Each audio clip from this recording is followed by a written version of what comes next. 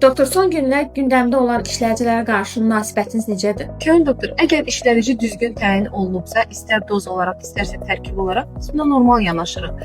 Sadəcə bir mif haqqında məlumat vermək istəyirəm. İnsanlar elə düşünürlər ki, bitkisel işlədicilər zərərsizdir və onları istənilən qaydada hər gün belə sərbəst qaydada istifadə edə bilərlər. Amma bu çox yanlış fikirdir.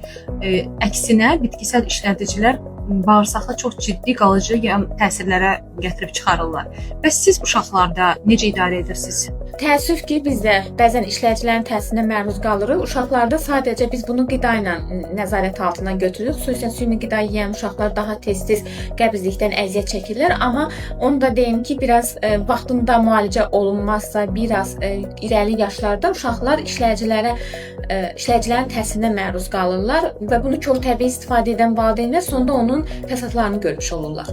Aydındır. Əslində qalanda mənə elə gəlir ki, istər uşaqlarda, istərsə də böyüklərdə qəbizliklə mübarizənin 3 qızıl qaydası var. 3 addım da deyə bilərik. Bol lifli qida, yetərincə maye qəbulu və fiziki aktivlik. Doğru buyurdunuz. Biz də həmişə uşaqlara bunu tövsiyə edirik.